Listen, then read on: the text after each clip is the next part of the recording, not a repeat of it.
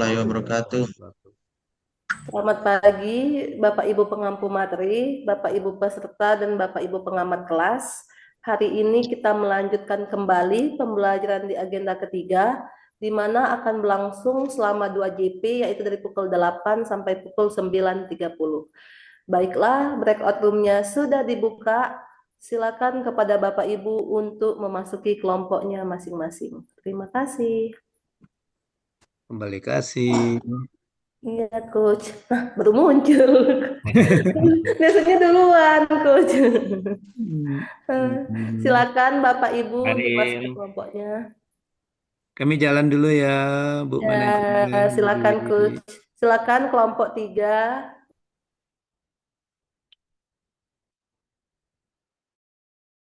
Waalaikumsalam. Pagi, Coach. Selamat pagi.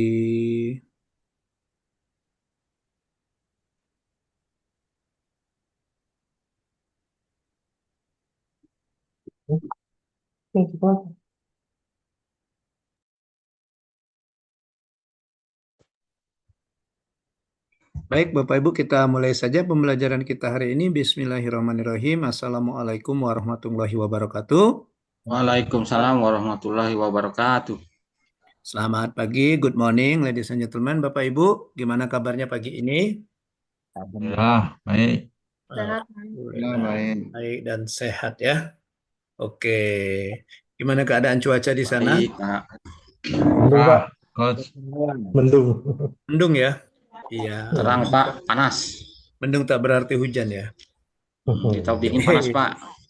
Iya, di Linggau, di tempat saya dari rumah ini panas, ya, panas. Oke, baik, Bapak Ibu, ketemu lagi kita di pembelajaran sinkronus ketiga, agenda ketiga, pelatihan kepemimpinan administrator Angkatan 2 Pemerintah Kota Lubuk Linggau tahun 2025.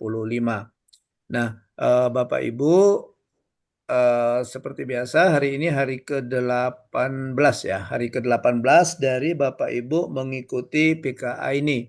Ya. Nah, di hari ke-18 masih dalam tahap pembelajaran e-learning, di mana nanti akan terbagi dua, yaitu pembelajaran sinkronus dan pembelajaran sinkronus, yaitu pembelajaran tatap muka secara virtual atau virtual classroom. Kemudian nanti pembelajaran asinkronus, ya. Oke, baik, Bapak Ibu, seperti biasa di awal pertemuan untuk pembelajaran kita hari ini saya akan menyampaikan desain pembelajaran kita, desain pembelajaran asinkronus kita pada hari ini di hari ke-18, Bapak.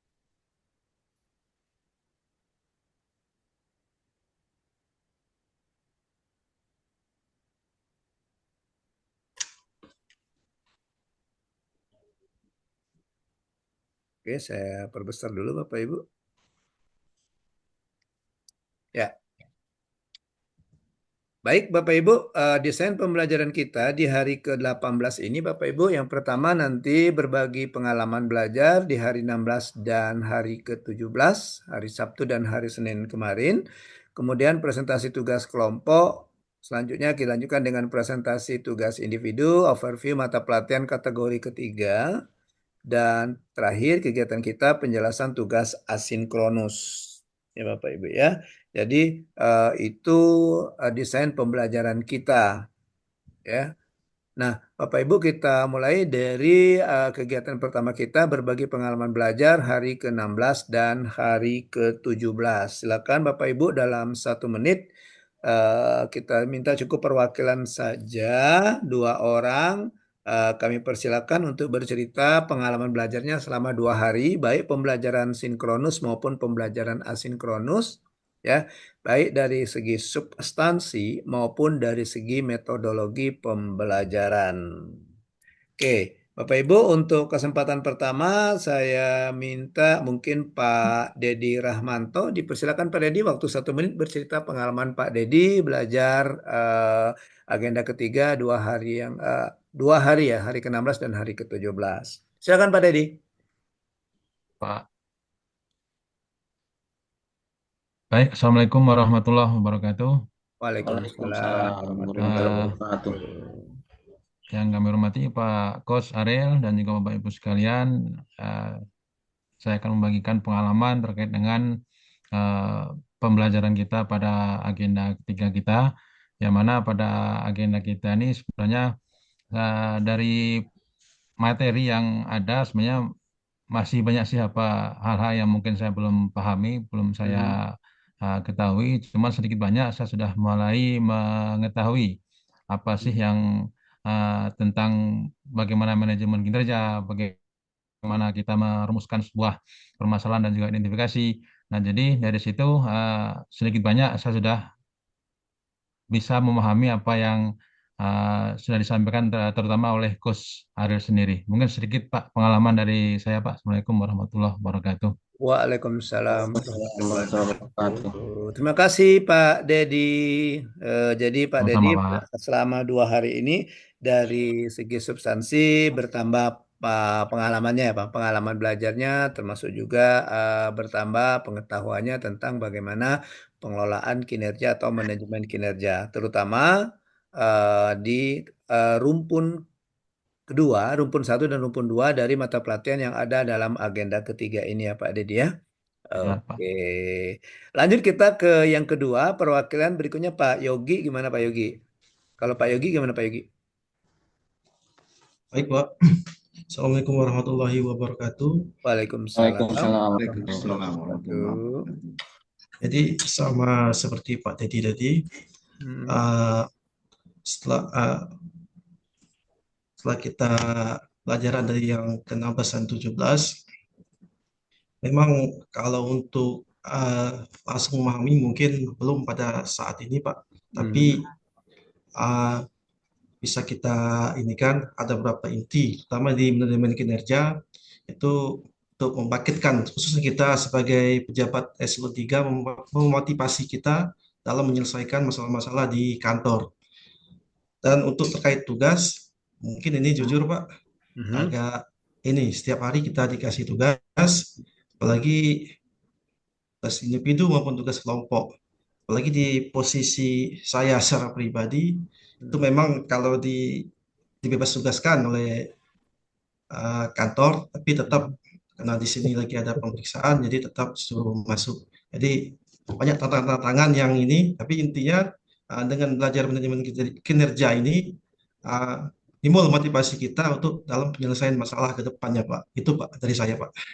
Oke, Pak. Terima kasih, Baik, Pak. oke, terima kasih Pak Yogi. Jadi Pak Yogi ada 2 hal yang dikemukakannya dari pengalaman belajar. Yang pertama, keterkaitan antara substansi materi yang ada di agenda ketiga, khususnya yang sudah kita bahas di hari ke-16 dan 17, dengan pelaksanaan tugasnya sehari-hari Pak Yogi selaku pejabat administrator ya Pak Yogi ya.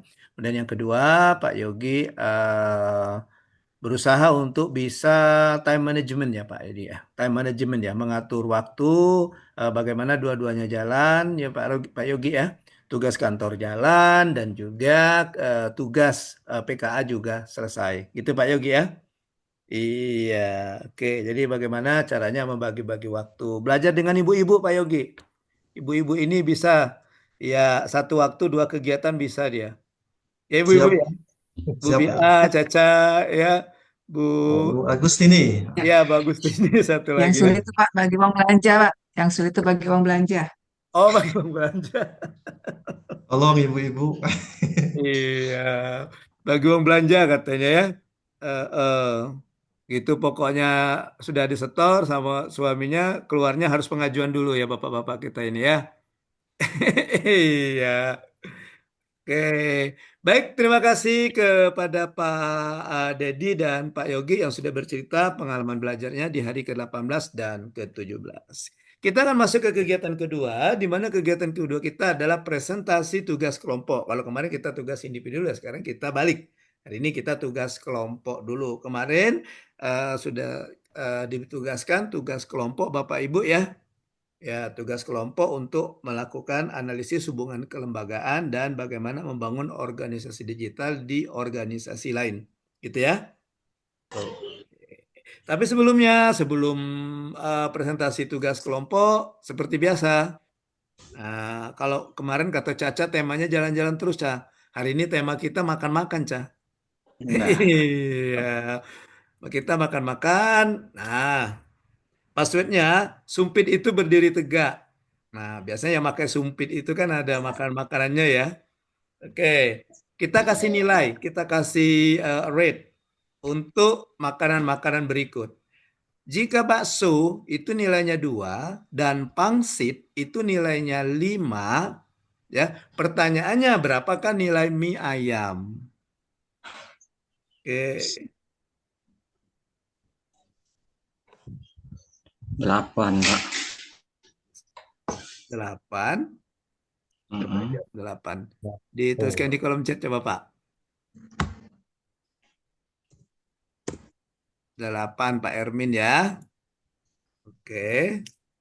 Belum. Nanti kita lihat nanti ya benar atau salah.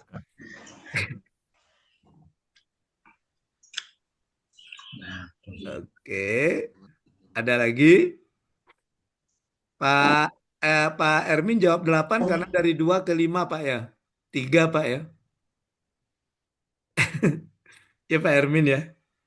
Iya, Pak. 2 Iya, ke 2 ke 5 kan tambah 3 tuh Pak Ermin. berdiri Maka 5 tambah 3 8 gitu. 8. Tapi tidak sesuai dengan kata kunci, password. Bakso Atau clue-nya. 2, pangsit 5. Sumpit itu berdiri tegak. Ayam Ayo. 7. Pak Ihsan 6.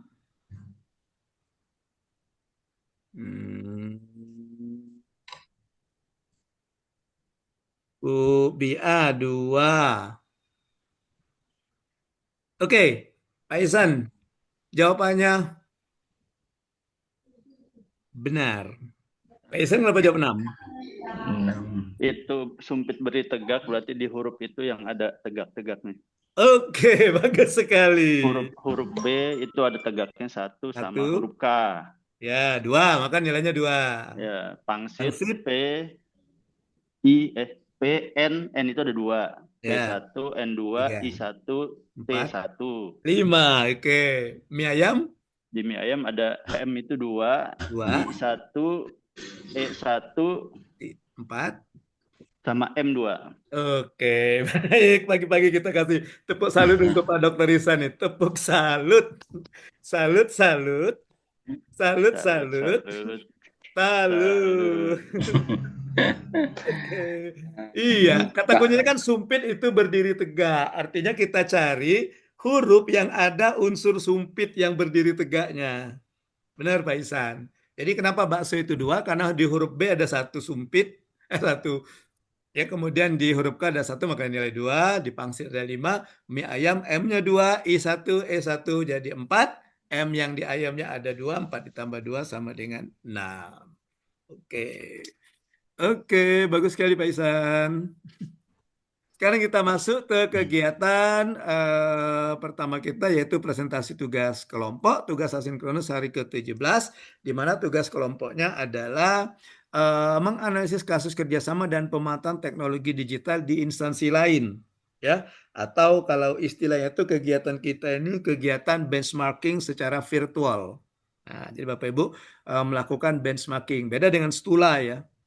Kalau Stula kita nanti yang akan Bapak Ibu lakukan, Bapak Ibu nanti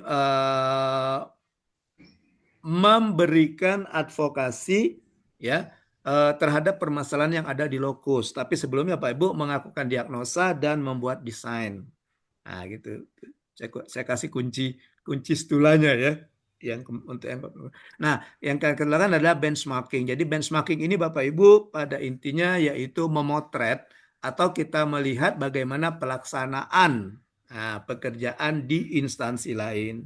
Fokus kita sesuai dengan tema kita belajar kemarin di rumpun kedua atau di kelompok kedua, yaitu hubungan kelembagaan dan organisasi digital.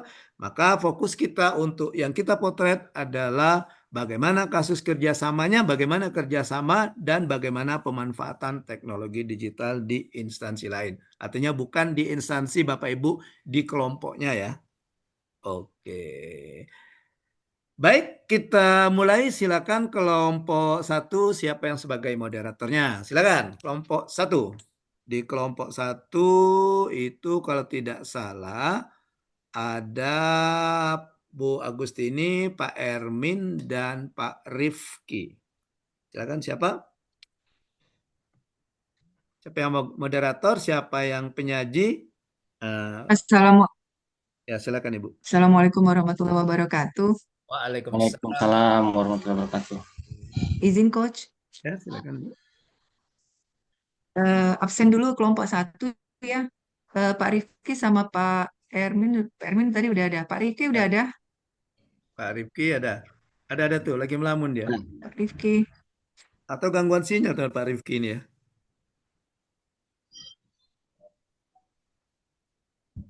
Tadi sempat ngomong nggak ada suara katanya.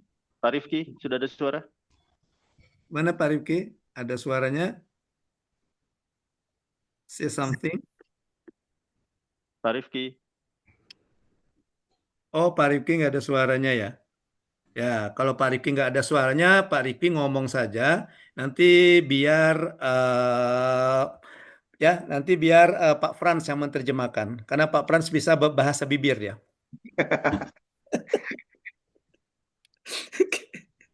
Oke. Ya, Pak Rifki ini Bu Tini. Bu Tini kemana ini?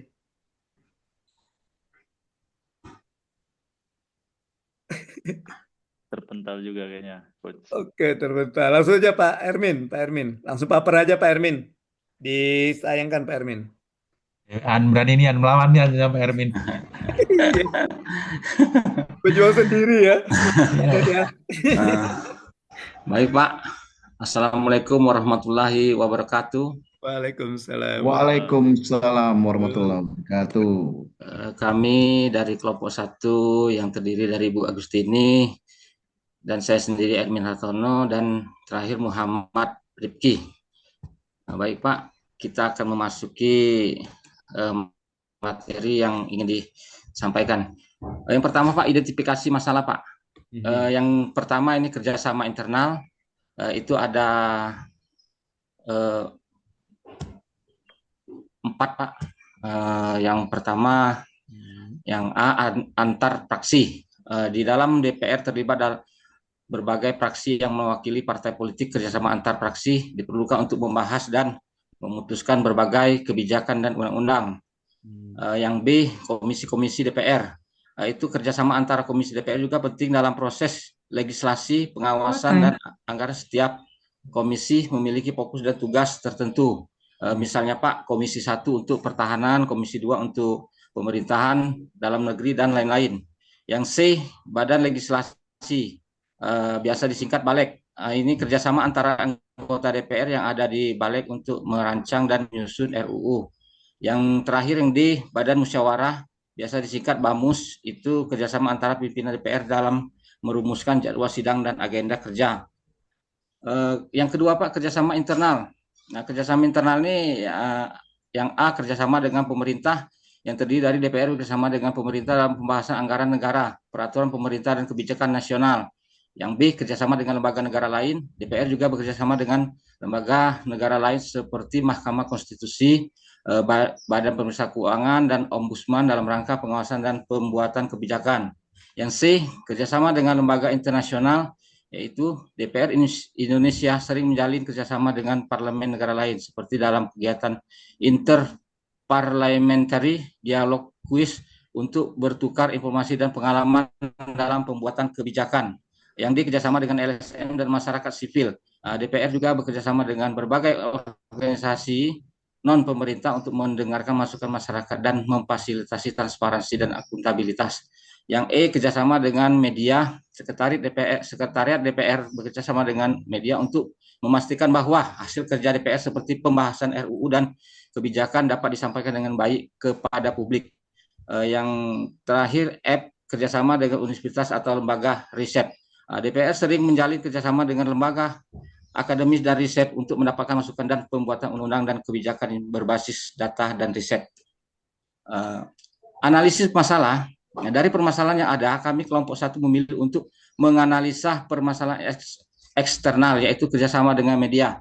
Hal ini dikarenakan pada intinya produk yang dihasilkan DPR adalah informasi yang sangat dibutuhkan baik oleh stakeholder maupun oleh masyarakat luas. Sebagai pemegang kedaulatan tertinggi, sehingga diperlukan kerjasama dengan media untuk memastikan bahwa hasil kerja DPR seperti pembahasan RUU dan kebijakan dapat disampaikan dengan baik kepada publik. Dalam menjalin kerjasama dengan media, terdapat beberapa kendala atau hambatan yang sering ditemui baik dari sisi DPR maupun media itu sendiri. Beberapa di antaranya adalah keterbatasan sumber daya, isu kepercayaan dan kredibilitas, perbedaan perspektif dan agenda, kurangnya koordinasi dan komunikasi, perbedaan standar dan etika, sensitivitas politik, dan terakhir pemanfaatan teknologi. Formulasi strategi penyelesaian masalah ini dibagi 7, Pak.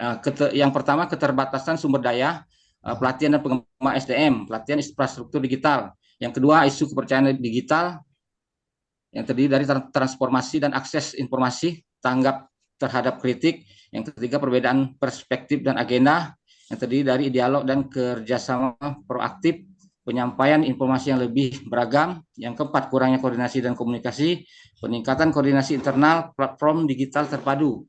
Yang kelima, perbedaan standar dan etika, terdiri dari penyusunan panduan komunikasi, keterbukaan terhadap kritik konstruktif. Yang keenam, sensitivitas politik, yang terdiri dari mempertahankan netralitas politik, transparansi dalam proses politik. Yang ketujuh, terakhir, pemanfaatan teknologi, pelatihan teknologi digital, meningkatkan penggunaan media sosial. Langkah operasional dalam melaksanakan strategi penyelesaian permasalahan. 1.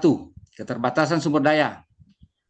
Evaluasi kebutuhan pelatihan, melakukan asesmen terhadap keterampilan komunikasi yang dibutuhkan oleh staf dan anggota DPR, khususnya dalam hubungan dengan media dan publik. B. Menyusun rencana pelatihan, mengembangkan modul pelatihan mengenai keterampilan komunikasi, public relation, dan penggunaan media sosial untuk staf DPR, menyelenggarakan pelatihan secara berkala.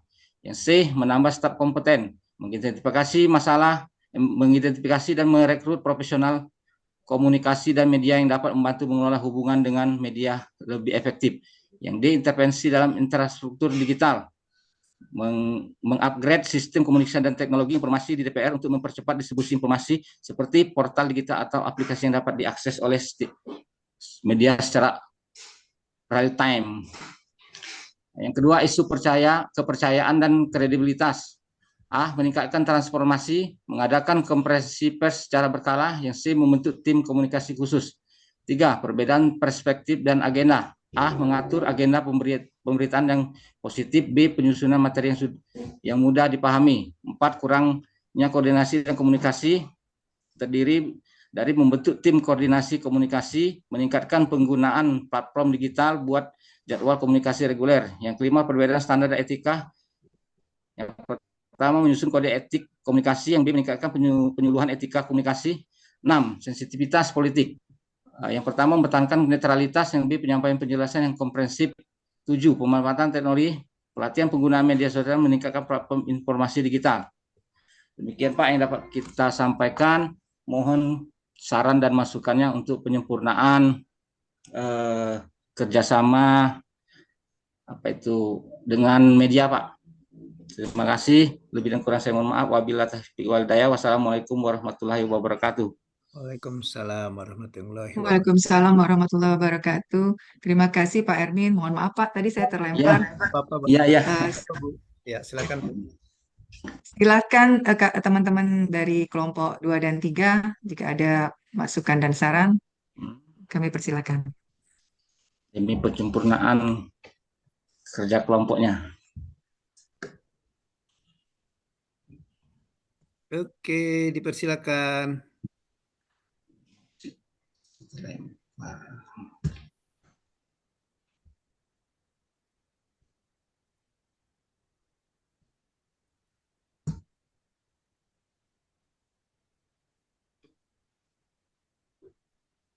Silakan Bapak Ibu. Ya. Kayaknya belum panas, Pak. Belum. Cuaca masih mendung, Pak. Apa takut? Takut kali Pak ini mengomentari soal DPR, takut dipanggil ke sidang ini sama Pak Rifki, Bapak Ibu. Oke. Baik, kalau tidak ada silakan ditutup Bu Agustini paparan dan diskusinya. Baik, terima kasih Coach, terima kasih Bapak Ibu. Kami telah menayangkan hasil kerja kelompok satu atas saran dan masukan yang tidak sempat diberikan. Kami ucapkan terima kasih. Mohon maaf lahir batin. Wabillahi taufiq wal hidayah. Wassalamualaikum warahmatullahi wabarakatuh. Waalaikumsalam warahmatullahi Waalaikumsalam. wabarakatuh. Thank you Bu Agustini. Ya, saya kira tadi Bu Agustini mau ngomong tadi. Bagi yang walaupun tidak disampaikan, bagi yang menyampaikan silakan dihubungi nomor di bawah ini gitu. Ternyata Bu Agustini tidak memberikan nomor ya, Bu Agustini ya. Iya. Baik, terima kasih kepada kelompok satu yang menurut saya sudah ini ya, sudah bagus di mana sistematikanya sudah seperti yang saya arahkan. Kemudian dia ada permasalahan, ada rumusan permasalahan. Cuma yang kurangnya untuk kelompok satu itu memang tadi ada di slide-slide terakhir tadi ada keterkaitan di membangun organisasi digitalnya. Tadi kalau tidak salah di slide terakhir tadi ada di slide terakhir tadi di kelompok satu ini ada tadi di slide terakhir pada saat formulasi masalah kalau tidak salah ya. Formulasi oke, operasional dalam strategi penyelesaian masalah, strategi penyelesaian Operasional. ya, langkah operasional ada di organisasi digital. Nah, cuma itu saja Bu Agustina, Di nomor Pak 7. Rizky, dan Pak Ermi. Ya, Ermin yang Ya, terima kasih. ya, jadi untuk mengatasi permasalahan ini, ya, jadi permasalahan sudah ada tadi kan, permasalahan sudah ada, sudah dianalisis, sudah dapat satu masalahnya. Nah, kemudian ada strateginya. Nah, strategi itu baru ditinjau eh, hubungan kelembagaan. Jadi organisasi mana saja yang terlibat. Sudah bagus tadi di kelompok satu tadi. Dia ada dari internal dan dari eksternal. Dari eksternal katanya misalnya tadi ada yang dari eksternal. Dan ya dari eksternal katanya ada dengan pemerintah daerah, lembaga negara lain, lembaga internasional dan sebagainya itu ya, media atau perguruan-perguruan tinggi katanya di kelompok satu tadi. Nah, bagusnya apa? Di kelompok satu juga sudah memaparkan substansi dari kerjasamanya. Ada tadi ya? Ya, Saya tadi ya ada. Ya, Pak. Ya, misalnya dengan organisasi pemerintah, apa sih substansi kerjasamanya? Nah, isi kerjasamanya dalam hal apa gitu. Oke, ya jadi misalnya katanya di sini kalau tidak salah di pemerintah itu kerjasamanya dalam hal Masa anggaran. pembayaran. Nah, oke. Garan. Masa anggaran. Ya, kemudian dengan organisasi-organisasi dan juga di eh, kelompok satu juga bagusnya di eksternalnya dia bukan hanya di organisasi pemerintahan, ada juga dia mengatakan bahwa untuk dalam penyelesaian masalah ini maka perlu juga bekerja sama dengan organisasi atau lembaga-lembaga non pemerintahan. Ya, diambil yang simple saja tadi yang di bawah sekali itu kalau tidak salah tadi ya. Ada yang LSM katanya. Nah, itu kan organisasi juga itu kan. Biasanya ada organisasi juga. Oke. Baik, terima kasih kelompok satu. Untuk kelompok satu, tepuk salut. Salut, salut. Salut, salut. Salut. Silakan kelompok dua. Siapa yang jadi Terima kasih, Coach. Terima kasih, ya. Coach. Baik, terima kasih Coach, kawan-kawan semua. Assalamualaikum warahmatullahi wabarakatuh. Salam Waalaikumsalam sejahtera. warahmatullahi Salam wabarakatuh. sejahtera untuk kita semua. Selamat pagi. Kami dari kelompok 2 beranggotakan Ayu Solihatun Robiah, Pak Dedi Rahmanto, Pak Yogi Hasan, dan saya sendiri Pragistian. Kami akan menyampaikan presentasi mengenai analisis kasus kerjasama dan pemanfaatan teknologi digital di Rumah Sakit Umum Daerah Sekayu. Untuk mempersingkat waktu, dalam mempresentasikan ini, kami persilakan kepada Bapak Yogi Firmansyah untuk menyampaikannya. Silakan Pak Yogi.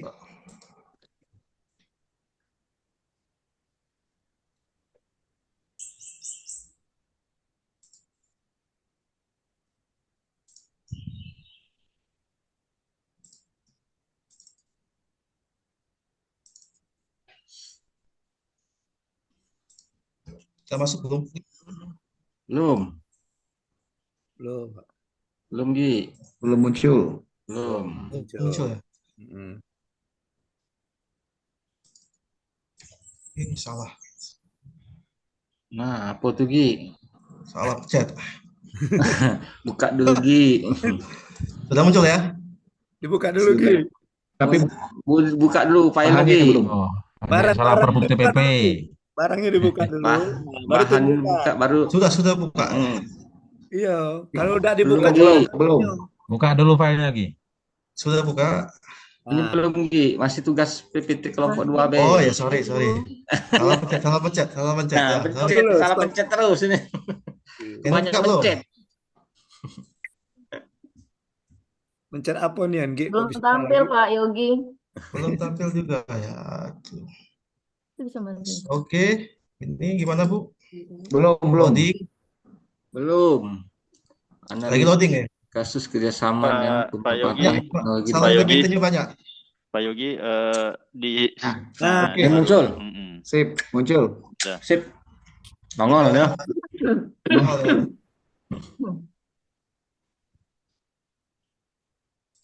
Sudah nongol ya? Oke, silakan.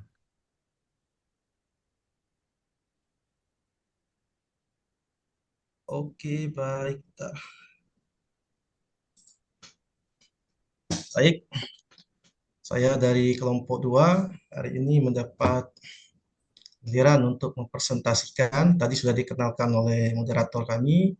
Kami terdiri dari 4 orang, Pak, paling banyak dibanding kelompok 1 dan kelompok 3. Untuk kelompok 4 ini banyak ide-idenya, Pak. Jadi lokus kami pilih tetap di Rumah Sakit Sekayu.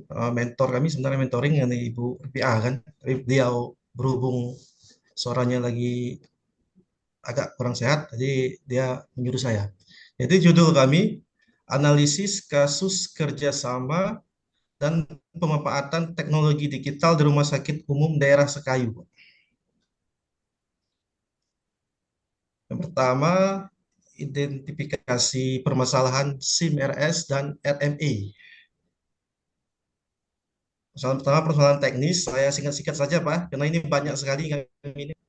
Yang satu permasalahan teknis, interoperabilitas sistem, itu kesulitan dalam mengintegrasikan SIM RS dan RME dengan sistem lain yang sudah ada, seperti sistem laboratorium, radiologi, dan sistem BPJS Kesehatan. Kurangnya standar data dan format yang konsisten antar sistem menyebabkan kesulitan dalam pertukaran informasi. Yang kedua, yang B, keamanan data. Yang C, infrastruktur teknologi. Itu ada uraiannya. Terus permasalahan non-teknis, Pak. Yang pertama, kurangnya SDM, kurangnya sumber daya manusia. Kurangnya tenaga ahli IT yang terampil dalam pengembangan implementasi dan pemeliharaan SIM RS dan RME. Kurangnya pelatihan dan edukasi bagi tenaga medis dan staf administrasi dalam penggunaan sistem. B, resistensi terhadap perubahan. Jadi di resistensi terhadap perubahan itu keinginan dari tenaga medis dan staf administrasi untuk beralih dari sistem manual ke sistem digital. Kurangnya pemahaman tentang manfaat SIM RS dan RME dalam meningkatkan efisiensi dan kualitas pelayanan. C, anggaran. Biaya investasi dan operasional yang tinggi untuk pengembangan dan implementasi SIM RS dan RME. Keterbatasan anggaran terutama bagi rumah sakit daerah. D, kebijakan dan regulasi. Kurangnya regulasi yang jelas dan konsisten terkait implementasi SIM RS dan RME. Ketidaksesuaian antara regulasi yang ada dengan kebutuhan dan kondisi lapangan. E, akurasi data. Yang pertama, kesulitan dalam mengumpulkan data yang akurat dan terstruktur. B, masalah dalam validasi dan verifikasi data pasien. Itu dari identifikasi permasalahan SIM RS dan RME.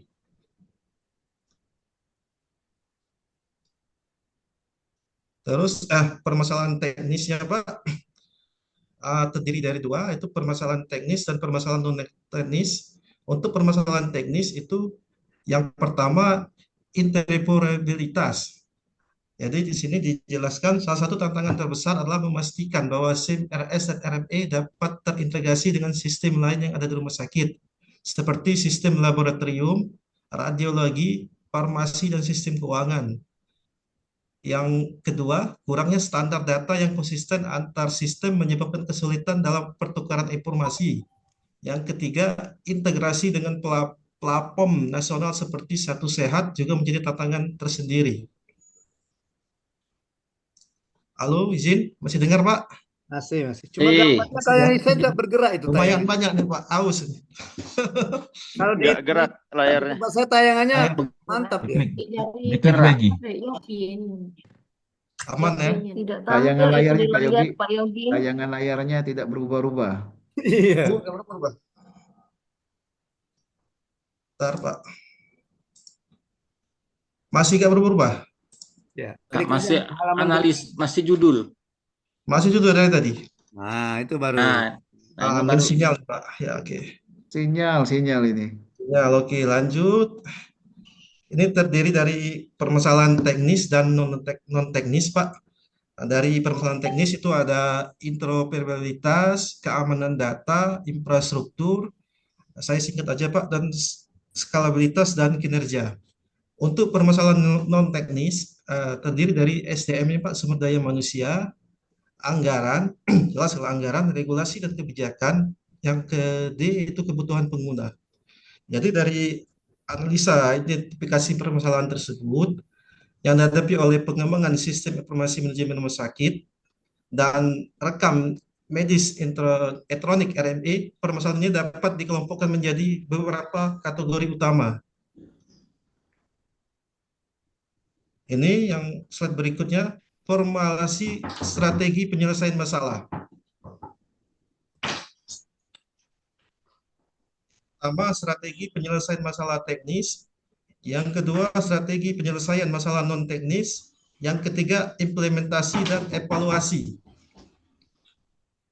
Terus, langkah-langkah operasional. 1. Tahap perencanaan dan persiapan, analisis kebutuhan. Jadi, atas kebutuhan yang pertama, kami melakukan analisis mendalam terhadap kebutuhan rumah sakit, termasuk alur kerja kebutuhan pengguna dan infrastruktur yang ada. 2. Mengidentifikasi masalah-masalah spesifik yang perlu diatasi oleh CMRS dan RME, perencanaan proyek. Itu tahapan perencanaan dan persiapan, Pak, sampai dengan membentuk tim proyek yang terdiri dari tenaga ahli IT, tenaga medis, staf administrasi, dan perwakilan dari berbagai unit kerja. Terakhir, menetapkan peran dan tanggung jawab masing-masing anggota tim. Langkah-langkah personal. Terakhir, pentingnya transformasi digital. Resut sekayu seperti halnya rumah sakit lain menghadapi tuntutan untuk meningkatkan kualitas pelayanan kesehatan. Transformasi digital melalui kerjasama dan pemanfaatan teknologi menjadi kunci untuk mencapai tujuan tersebut. Kerjasama strategis yang berikutnya, kerjasama dengan beberapa pihak, termasuk penyedia teknologi kesehatan. Berikutnya, pemanfaatan teknologi, implementasi SIM-RS, rekam medis, telemedicine, dan teknologi penunjang diagnostik menjadi langkah penting dalam meningkatkan efisiensi dan pelayanan. Terakhir, simpulan, terakhir saran Pak. Jadi saran penyusunan rencana strategis yang komprehensif, pembentukan tim IT yang kompeten, peningkatan literasi teknologi, dan evaluasi berkala menjadi langkah-langkah penting untuk memastikan keberhasilan transformasi digital. Terus integrasi dengan program pemerintah seperti Satu Sehat sangatlah penting untuk kemajuan pelayanan kesehatan. Demikian presentasi dari kelompok 2 Pak. Tentu banyak kekurangan, mohon dimaklumi karena ini tugas kelompok, ada 4 pemikiran, jadi banyak ide-ide yang kami kembangkan di sini Pak. Demikian dari kami mewakili kelompok 2. Wassalamualaikum warahmatullahi wabarakatuh. Waalaikumsalam warahmatullahi wabarakatuh. Terima kasih kepada Pak Yogi Firmansyah yang sudah mempresentasikan tugas kelompok 2. Pada rekan-rekan, apabila ada saran dan masukan guna perbaikan presentasi yang tadi disampaikan, kami persilakan. Yo, kelompok 1 dan 3. Kelompok 1 dan 3, silakan. Pak Indra. Pak Ihsan, silakan. Iksan. Belum panas, mesti Ibu kedinginan. Caca, apa sudah panas? Iya, Habis mikir teka-teki tadi. Ya, Pak iya, Iksan, iya, iya. silakan Pak Iksan. Pak Iksan, Habis nggak bisa mikir teka-teki tadi, udah nggak bisa mikir lagi. habis Masih harus bayangin mikir. mie ayam dia. Iya, kebayang mie ayam Kopi tadi ya. dulu Pak Iksan, biar Hah, puasa dulu. lagi buka puasa mie ayam berarti. Baksonya 2, tadi apa tadi itu? Pangsitnya 5. Pangsit 5. Oke, dipersilakan kawan-kawan.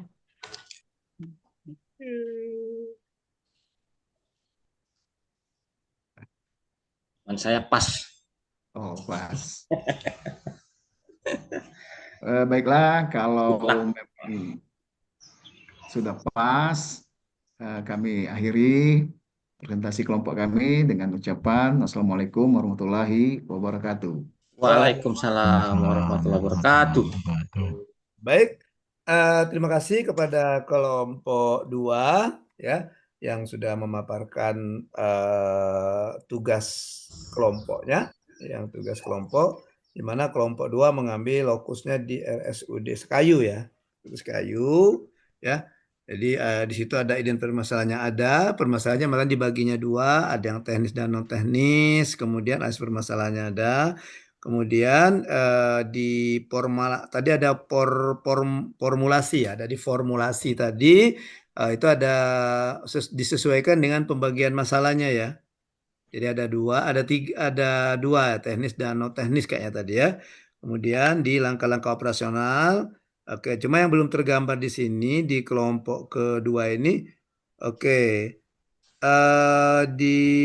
cuma ada di kesimpulan ya kerjasama tadi ya kerjasama, cuma penjelasannya belum ada ya. Oke, kerjasamanya katanya dengan berbagai pihak seperti penyedia kesehatan ya. Oke, nah jadi ada sedikit sekali tentang kerjasama kelembagaannya dan juga tidak disebutkannya dari substansi ya. Secara substansi tidak disebutkannya ya, bentuk apa isi kerjasamanya itu apa. Oke, gitu aja dari saya. Untuk kelompok 2 kita kasih tepuk salut. Salut, salut. Salut, Salut, salut, salut. salut. Salut. Silakan kelompok 3. Ya, terima kasih Pak. Assalamualaikum warahmatullahi wabarakatuh. Waalaikumsalam warahmatullahi wabarakatuh. Waalaikumsalam warahmatullahi Terima kasih wabarakatuh. kepada Coach dan rekan sekalian untuk kesempatan kami untuk menyampaikan paparannya. Di sini kelompok 3 ini beranggotakan Pak Ihsan Hamdan, saya Sri Indrayana dengan Vita Pembatasari. Jadi kelompok kami itu mengambil dulu tentang analisis hubungan kelembagaan dalam peningkatan pemanfaatan aplikasi SMIS pada RUD Sungai Lilin. Jadi langsung aja kepada Pak Ihsan untuk langsung memberikan paparannya. Terima kasih. Terima kasih moderator Pak Indra. Assalamualaikum warahmatullahi wabarakatuh. Izin Waalaikumsalam. mempercepat waktu, kita langsung slide izin share screen. Ya, Langsung eksekusi. ya. Jadi kelompok ketiga yang terdiri dari saya sendiri, Pak Indra dan Ibu Caca akan membahas terkait pemanfaatan analisis hubungan kelembagaan dalam peningkatan pemanfaatan aplikasi SIM RS pada RSUD Sungai Lilin. Jadi ada instansi yang bekerja sama dengan rumah sakit. Yang pertama adalah vendor teknologi dan pengembang SIM RS. Yang kedua adalah BPJS Kesehatan. Yang ketiga Dinkes. Yang keempat kita libatkan juga Dinas Kominfo. Rumah sakit sebagai lembaga pelayanan kesehatan yang menyediakan layanan medis. Vendor teknologi ini adalah perusahaan yang mengembangkan, mengimplementasikan dan memelihara SIM RS. Kami namanya aplikasi Hanza untuk di SIM RS RSUD Sungai Lilin. Yang ketiga BPJS Kesehatan. Ini badan bukan bikin pala jadi sakit ya, tapi memang BPJS juga bikin pala jadi sakit. Salah satunya ini Badan Penyelenggara Jaminan Kesehatan Nasional yang bekerja dengan rumah sakit. Nah, uang kami semua mayoritas dari BPJS Kesehatan. Jadi kolaborasinya memang harus harmonis. Kalau enggak bisa di stop nanti klaiman ini. Yang keempat, Dinas Kesehatan tentu saja sebagai instansi pemerintah yang menguasai dan mengatur kebijakan kesehatan daerah dengan Dinas Kesehatan Kabupaten Musi Banyuasin sebagai juga menjadi bapak kami lah bisa dibilang, karena memang kami sebagai organisasi yang berada di bawah Dinas Kesehatan. Lalu Diskominfo, Dinas Kominfo ini adalah instansi yang bertanggung jawab dengan pengelolaan infrastruktur dan keamanan informasi. Kami identifikasi masalah tadi kurang lebih mirip dengan kelompok 2. Yang pertama interoperabilitas data, yang kedua adalah keamanan dan privacy data, yang ketiga ketergantungan pada vendor teknologi, yang keempat adalah efisiensi administrasi, yang kelima keterbatasan infrastruktur. Masalah yang pertama tentu saja ini dengan BPJS Kesehatan, Dinkes, Diskominfo, kita terlibat semua terkait interoperabilitas data, karena datanya harus terkait satu sama lain. Begitupun dengan BPJS. Untuk keamanan data ini lebih banyak ke internal, tapi juga bisa minta bantu kepada vendor SIM RS ataupun juga dengan Diskominfo. Ini yang lagi booming adalah masalah cybercrime, kejahatan digital. Yang ketiga, ketergantungan pada vendor teknologi. Ini juga menjadi bahaya dari suatu rumah sakit karena vendor ini bisa makin lama jual mahal, tapi untuk aplikasi yang kami gunakan ini sifatnya open source, jadi kami membutuhkan tenaga IT yang kuat. Efisiensi administrasi, ini proses klaim dan BPJS, adanya juga bridging dengan aplikasi BPJS juga yang masih memerlukan waktu dan pengetahuan. Yang kelima adalah keterbatasan infrastruktur. Kami coba untuk memprioritaskan masalahnya dan kami ambil masalah yang kami anggap yang paling penting adalah keamanan dan privasi data. Kenapa? Karena data rekam medis adalah suatu data rahasia. Ini berisikan banyak informasi yang memang bisa berbahaya jika disalahgunakan. Dari prioritas masalah keamanan dan privasi data, kami coba ambil, ini sebenarnya pakai tulang ikan, cuma ikannya belum dapat, masih banjir ya gitu. Jadi analisis masalah ini ya kami buat dari sumber ada man, money, machine, method, material, dan lingkungan, environment. Ini akar-akar masalah dari permasalahan yang kita ambil tadi. Dari analisis ini saya nggak baca semuanya karena agak panjang, tetapi intinya dari semua ini kami juga prioritaskan kembali akar masalah ini mana yang bisa kami selesaikan dalam jangka waktu yang paling bisa kita selesaikan, yang bisa kita segera selesaikan, paling mudah, penyebabnya paling parah, yaitu dua inilah yang dari akar masalah tadi yang kami ambil sebagai prioritas awal untuk yang kita selesaikan.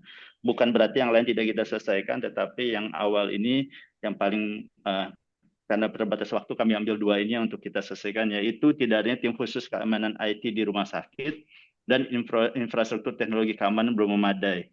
Dua ini memang melibatkan dengan vendor SIM RS, begitupun dengan Diskominfo sebagai tempat kami bertanya mengenai IT. Lalu dari itu kami buatkan strategi penyelesaian masalah dan langkah operasionalnya. Untuk yang pertama, tidak adanya tim khusus. Strategi penyelesaian kami adalah pembentukan tim keamanan IT secara internal. Tentu saja dengan melakukan pelatihan peningkatan kapasitas tim IT dan kerjasama dengan vendor tadi, dan juga bisa juga dengan Diskominfo supaya jangan sampai terjadi kesalahan. Langkah operasionalnya, identifikasi kebutuhan SDM untuk keamanan data, lalu rekrut tenaga ahli keamanan cyber, buat struktur organisasi tim keamanan IT, lakukan pelatihan berkala, dan terapkan mekanisme respon cepat. Karena terus terang, kita juga pernah yang data nasional, kehilangan data nasional waktu itu, ini memang dibahas secara serius oleh organisasi rumah sakit versi terkait cybercrime ini. Untuk masalah yang kedua, tadi infrastruktur teknologi keamanan belum memadai. Strategi penyelesaiannya adalah implementasi sistem keamanan berlapis.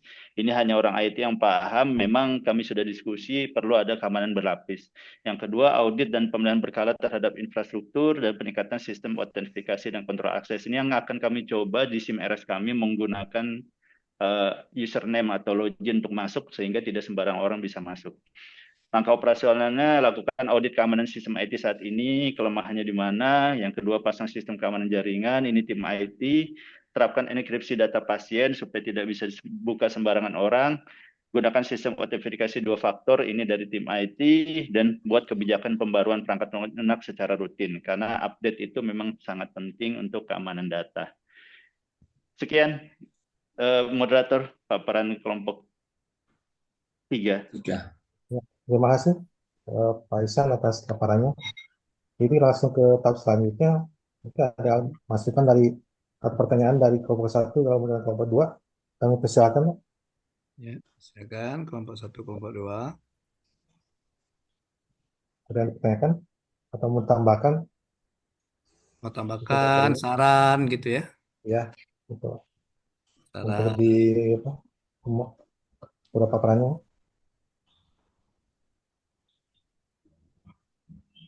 Ayo. Masih belum panas. Masih jam 8. Iya. Apa jam 12 udah panas? Ngopi, Pak. Ya, oke kalau itu udah Pendra tutup aja Pendra.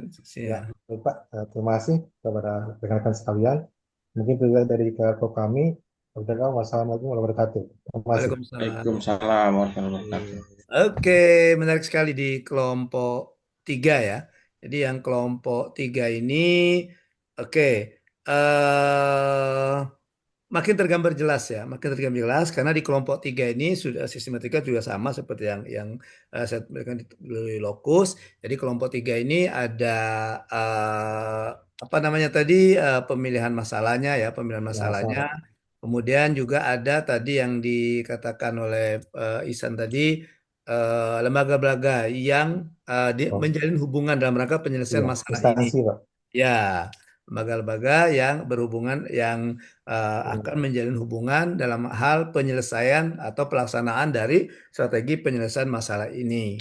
Nah, kelompok 3 ini tidak tersendiri dia dalam membangun organisasi digitalnya, ya dia langsung di strategi penyelesaian masalahnya langsung masuk ke membangun organisasi digitalnya. Karena dari strategi penyelesaian masalah itu di kelompok 3 sudah menggambarkan bahwa ya, jadi akan ada cyber apa tadi? Cyber Ya, security. cyber security. Ya, cyber security. Bocoran data. Cyber security IT-nya ya. Itu artinya sudah tergambar di sini bagaimana dia membangun organisasinya rumah sakit ini menjadi organisasi digital dalam rangka strategi penyelesaian masalah yang digambarkannya di pertama tadi. Artinya secara substansi ya sudah tercover mata pelatihan hubungan kelembagaan dan juga organisasi digital. Dia sudah tercover, dia sekaligus. Jadi dia tidak dipisahkannya, digital begini gitu, kelembagaan begini. Tapi dia langsung pada saat strategi penyelesaian masalah sudah tergambar hubungan kelembagaannya bagaimana, kemudian juga bagaimana membangun organisasi digitalnya. Oke, menarik sekali kelompok 3. Terima kasih kelompok 3. Tepuk salut untuk kelompok 3. Tepuk salut. Salut. Salut, Salut, salut. salut. Salut, salut. Salut, salut. Salut. Salut. Salut. Ya, terima kasih Bapak Ibu sudah saya kasih nilai bisa dilihat di GC. Kemudian untuk tugas individu Pak Yogi mana Pak? Pak Yogi telat ya ngumpulnya ya? Ya Pak, telat Pak. Karena ya enggak apa-apa belum 9 bulan kan telatnya. Oh, belum. Aman Pak. Aman ya, aman.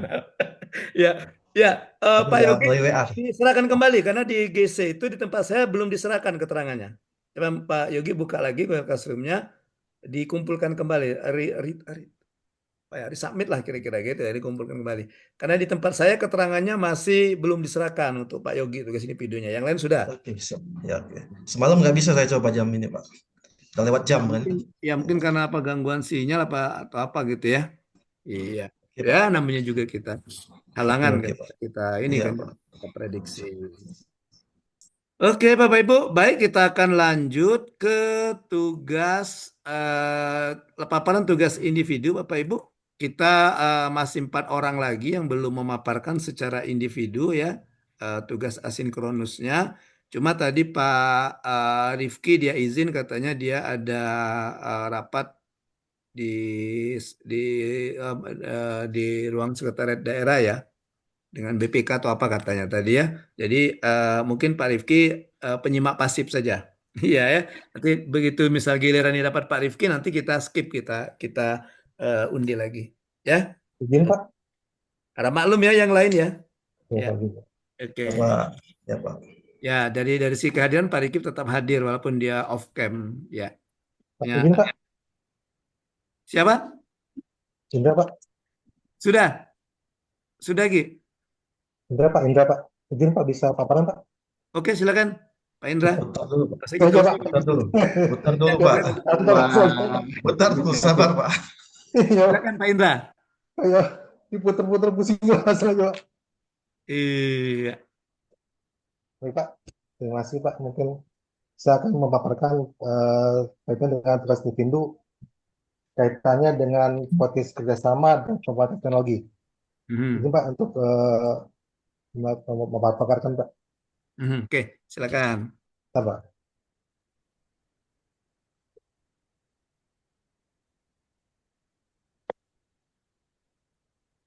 Ini Pak bisa terlihat Pak? Kelihatan sudah Pak.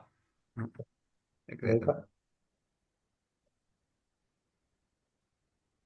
Jadi Pak, di sini saya Indra Kabiana akan memaparkan kaitannya dengan tugas individu yang tanggal 13 kemarin. Jadi saya mengambil judul itu peningkatan kompetensi staf bidang pengembangan sistem penyediaan minum dan penyihatan lingkungan, dinas perumahan dan kawasan pemukiman dengan pemanfaatan teknologi digital dan kerjasama dengan aktivitas eksternal. Jadi kaitan dengan judul ini Pak, ada hubungannya Pak, dari pertama ya esai yang di apa, esai di apa, ada ketiga, terus munculnya apa, mas permasalahan kompetensi staf. Nah, kemarin pada tugas kemarin apa, sebelumnya itu apa kaitan dengan kompetitif bekerja dan ini kaitannya dengan teknologi digital dan kerjasama dengan pihak eksternal. Jadi setelah deskripsi kami saya itu mengabarkan bagaimana kaitannya antara kompetensi staff dengan teknologi digital juga perlunya ada kerjasama untuk meningkatkan kompetensi staff yang ada di bidang kami. Itu kami saja. Di sini pihak eksternal yang untuk bekerjasama itu pertama itu konvensi bekerjasama dapat dilakukan dengan lembaga pendidikan pelatihan ini untuk pengembangan kurikulum pelatihan dan staf staff dan teknologi digital. Kedua dengan startup atau perusahaan teknologi untuk integrasi solusi atau sebagai tas metering dan sistem air minum. Ketiga lembaga donor atau residen eksternal. Ini untuk bantuan teknis antara data pendanaan, dua akses terhadap praktik global. Keempat, asosiasi personal dan BUMN. Ini untuk berbagi pengalaman dan benchmarking terhadap investasi yang digital. Dan juga mengevaluasi sukses kerjasamanya. Jadi ada 4 poin untuk kerjasama di bidang kami. Itu pertama itu pelatihan dan pengembangan kompetensi SDM. Kedua, implementasi teknologi digital. Ketiga, pendanaan dan kerjasama proyek. Dan keempat, standarisasi dan regulasi. Setelah itu, kami membuat strategi kerjasama kelembagaan. Terbagi antara model kerjasama seperti apa, pihak antaribas seperti apa, dan kerjasama seperti apa. Di sini ada beberapa model atas semacam MOU dengan mungkin dengan perusahaan teknologi, universitas, yang nantinya bentuk kerjasama soal kerjasama jangka panjang untuk pengaplikasi dan teknologi digital. Lalu ada project atau teknologi. Di sini dengan perusahaan teknologi, mungkin dengan kami ada dengan PAM, jadi untuk penerapan sistem digitalnya dalam pengolahannya, mungkin dalam sistem data yang ada di kami. Terus ada training atau dan security SDM dengan aktivitas atau SPD dan balai pelatihan. Jadi di sini adalah staff kami di training untuk pelatihannya untuk apa digital yang nantinya untuk pekerjaannya langsung aplikatif. Ini biasanya dengan balai pelatihan PPR. Terus ada ini skema KPBU, itu juga sama pemerintah dan berusaha. Jadi dengan program teknologi, BUMN PAM yang apa, semacam investasi Pak, teknologi di sosial minum yang berbasis public private partnership. Terus ada pendanaan hibah tuh kan, jadi kalau ada donor atau CSR. Di sini untuk mendukung rekan-rekan di dinas kami dan juga mendukung program digitalisasi sistem air minum. Di sini kalau roadmap-nya atau action plan-nya, jadi ada pertujuan Pak. Jadi tujuan pertama terlibat 1,3 kegiatannya pertama betul digital air minum, dan lagi ada SK-nya, tuh investasi kebutuhan dibanding kita buat laporannya atau kebutuhannya apa aja sih buat digitalisasi di bidang kami. Terus kedua itu menurut rencana kerja MOU dengan pihak eksternal. Jadi kita bersama dengan aktivitas, ada perusahaan teknologi, nah, kaitannya dengan kegiatan kami di bidang kami. Terus tahap 2, yaitu peningkatan kapasitas SDM infrastruktur dari bulan 4 sampai bulan 6. Dan kegiatannya itu pelatihan integrasi minum. Jadi ntar tuh status terverifikasi dengan adanya pelatihan ini. Jadi baik kita ada untuk apa mempertahankan mutunya dengan ada sertifikasi ini. Terus ada project teknologi industri minum, jadi implementasi dari program-program atau aplikasi yang digital yang berkaitan dengan bidang kami. Terus yaitu penyusunan SOP dan kebijakan regulasi minum. Jadi kita berdasarkan SOP-nya dan regulasinya untuk realisasi kegiatan-kegiatan di bidang kami. Terus tahap 3 itu interpretasi dan evaluasi awal dari bulan 7 dan 9. Di kegiatannya itu interpretasi sistem realisasi bertahap. Jadi kita buat pemantauan kualitas air dan yang berjalan. Jadi kita memastikan datanya.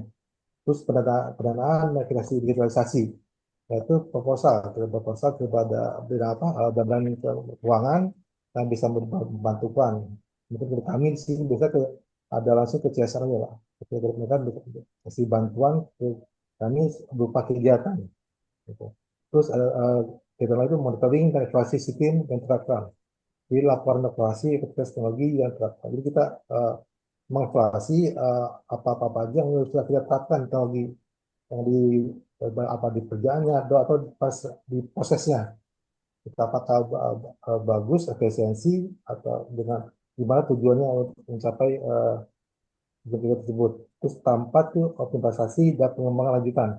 Di bulan 10 sampai 12 di sini kegiatan itu organisasi fasilitasi kita otomatis lagi infrastruktur yang ada terus finalisasi regulasi dan regulasi di regulasi realisasi ini kita sahkan semuanya ada dasarnya ada untuk pelaksanaan kegiatan investasi yang kami terus waktu akhir dan obat yang panjang jadi semuanya itu kita evaluasi dan berapa akhirnya maaf selama kerja dari setahun ini.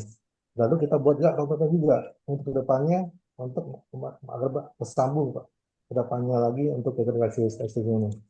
Jadi ringkasannya roadmap setahun itu tujuan ada persiapan perencanaan, ada pelatihan SDM ke project, implementasi dan awal dan sampai ke prosesi dan pengembangan lanjutan. Jadi kesimpulannya perangkat teknologi di bidang ini pada bidang kami tidak hanya meningkatkan efisiensi operasional, tapi juga untuk memperbaiki layanan kepada masyarakat, khususnya berada di dalam ini.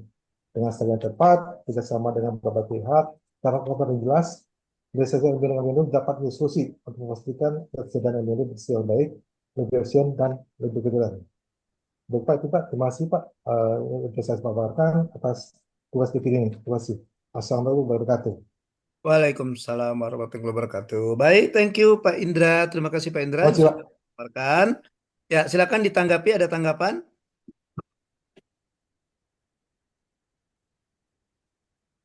Masih mau panas Pak. Lepas ya. Ya, Nggak jadi, Pak. panas-panas ya. Iya, belum panas-panas. Sampai akhir pembelajaran kita udah panas-panas ya Pak Indra ya. Oke, baik. Pak Indra sudah sesuai dengan yang saya minta, di mana tugas itu saya minta identifikasi pihak eksternal ya. Kemudian Iya, substansi namakan itu apa, kemudian strategi kerjasama apa, roadmap atau action plan-nya dalam hal kerjasama tadi gimana gitu ya. Oke, jadi melanjutkan tugas yang kemarin itu, melanjutkan tugas iya Pak, yang betul. eh, Ada rangkaiannya Pak.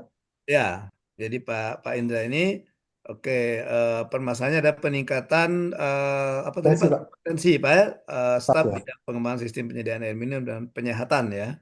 Iya, Pak. Oke, nah jadi di situ bagaimana kalau kita lihat ada pihak-pihak terkaitnya sudah pas itu Pak, sudah tepat karena di situ ada lembaga pelatihan, kemudian ada Oke. perusahaan teknologi, kemudian Teknologi. juga ada organisasi internasional dan ada asosiasi profesi ya, asosiasi Iya, profesi ya. ya. Oke, asosiasi Profesionalis. profesi ya. Contohnya apa Pak Indra asosiasi profesinya? Nah, ini Pak, kami tuh ada IAI Pak, lewat arsitek Pak.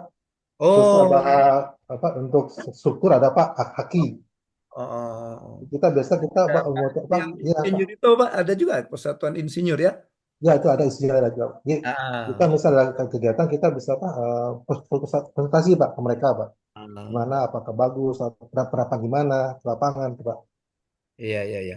Karena biasanya kalau yang dari asus profesi seperti yang dikatakan Pak Indra itu ya, mereka berbagi pengalaman lah gitu Pak Ya Indra itu ya. Pak. Ya, Iya, karena biasanya anggota sudah orang-orang yang sudah berpengalaman, sudah ya memiliki pengalaman yang ya berkompeten Pak, gitu Pak. memungkinkan. Bidangnya Pak. Ya, jadi untuk pihak eksternal sudah kerjasamanya sudah pas itu.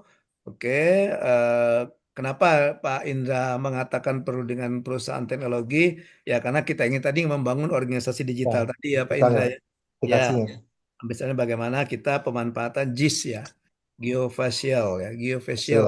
ya information system. Oke, bagaimana kita memanfaatkan misalnya aplikasi GIS itu. Iya Pak. Pak. Dan dari substansi kerjasamanya juga Pak Indra sudah masukkan per per lembaga itu apa substansi kerjasamanya gitu Pak Iya, Indra ya. seperti apa Pak? Ya, dan kalau saya lihat di sini eh, substansi kerjasamanya juga berbasis teknologi ya Pak Indra ya. Iya Pak. Gitu. Ya, berbasis Terus, teknologi di situ. Jadinya juga sudah masuk sudah di situ organisasi digitalnya. Ya, dan juga ada di bawahnya tadi ada apa Pak? Strategi Pak ya, ada iya, strategi, sering. kemudian setelah itu baru Kerjasamanya. sesuai dengan yang Ya. saya minta Ada tadi. modal lagi Pak. Ya, susunan strategi kerjasamanya ada, roadmap atau action plan-nya sudah ada di tahun pertama. Pak Indra susunnya berdasarkan tadi Pak ya, pentahapan Pak ya, Ya, pentahapan. tahapan. Ya. Ya, jadi kayak semacam triwulan lah Pak ya, Iya. triwulan. Jadi ada empat, empat triwulan, empat pentahapan. Ya, dan bagus sekali dimulai dari Pengumpulkan data. perencanaan tadi Pak ya, dimulai dari Ya, percaya Pak. Pak. perencanaan dan juga eh, Implementasinya.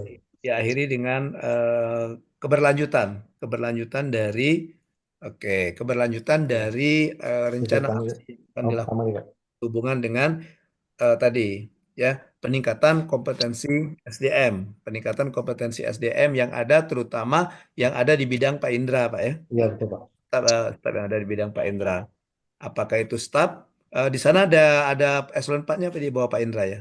Ada Pak, tempat sekarang di Japung Pak. Oh jadi Japung ya?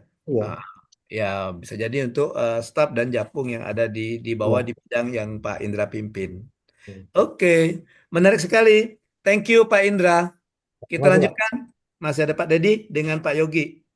Silakan, gunting batu kertas saja kamu berdua nih, nggak usah kita undi. Hmm. Oke, silakan Pak Dedi.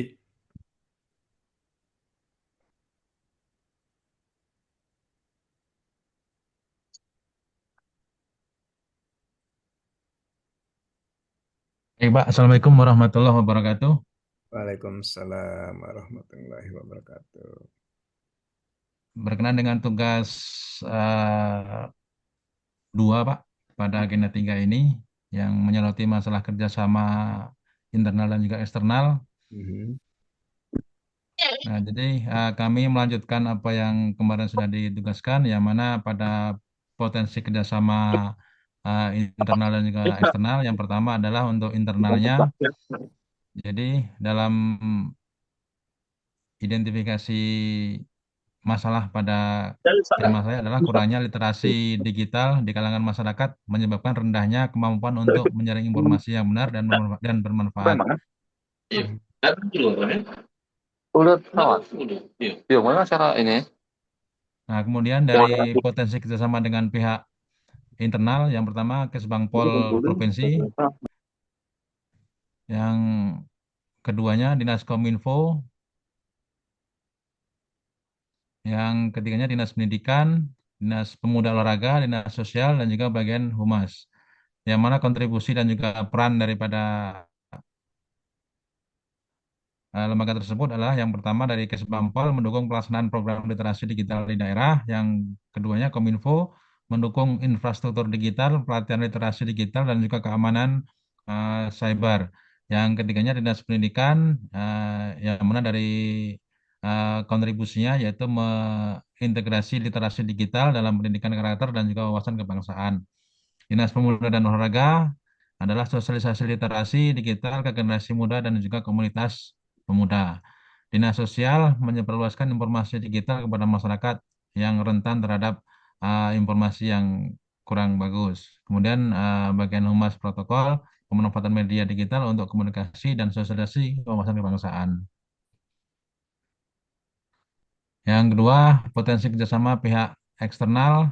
Yang pertama, lembaga pendidikan lokal, yaitu mendukung riset, pelatihan, dan pengembangan konten literasi digital. Lembaga penyiaran, mungkin media setempat, atau ini dapat menyebarluaskan konten edukatif terkait wawasan kebangsaan berbasis digital. Kemudian, komunitas digital dan juga literasi di daerah, semacam pelatihan pendampingan literasi digital bagi masyarakat.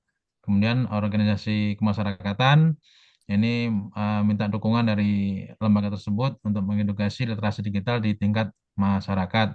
Dan juga ada tokoh pemuda dan juga pemuka agama yang mana dapat menyebarkan pemahaman literasi digital dalam pembinaan ideologi dan juga karakter bangsa. Dan ini adalah roadmap daripada peningkatan literasi digital. Kita bagi menjadi empat triwulan, yang mana pada triwulan pertama fokusnya adalah analisis dan juga perencanaan. Kemudian pihak yang terkait adalah Badan Kesbangpol, Diskominfo, dan juga Dinas Pendidikan. Outputnya berupa data awal tingkat literasi digital di daerah, rekomendasi strategi digitalisasi. Kemudian pada triwulan keduanya, ini penguatan infrastruktur dan SDM. Yang terlibat dalam pihak ini adalah Diskominfo, Dinas Pendidikan, perguruan tinggi, dan juga komunitas digital. Dan outputnya ini berupa infrastruktur digital yang lebih merata, peningkatan pemahaman dasar literasi digital, pedoman keamanan digital, dan yang tersusun. Kemudian pada triwulan ketiganya, ini kita lebih fokus ke pengembangan dan konten dan media digital. Pihaknya yang terkait adalah Badan Kesbangpol, media, startup digital, organisasi kemasyarakatan.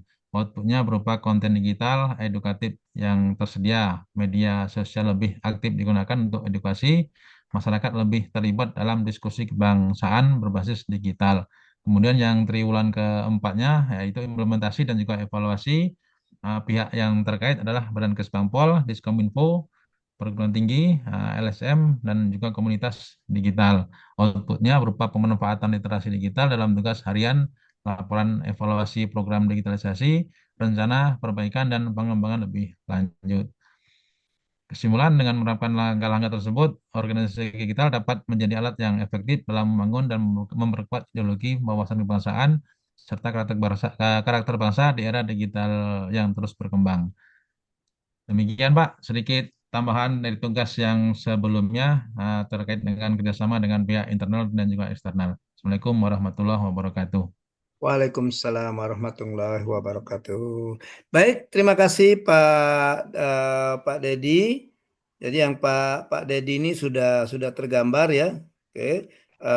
Kerjasamanya ada pihak-pihak kerjasama, ada pihak-pihak organisasi-organisasi baik internal maupun eksternal maupun pemerintahan maupun non pemerintahan ya. Oke, tapi belum ada non pemerintahnya Pak Dedi ya. Oh ada, itu ada ya. Ada Oke. Pak, dari LSM ada Pak. Iya ya, di LSM kemudian ada komunitas digital dan Komunitas literasi digital. IT ya ya.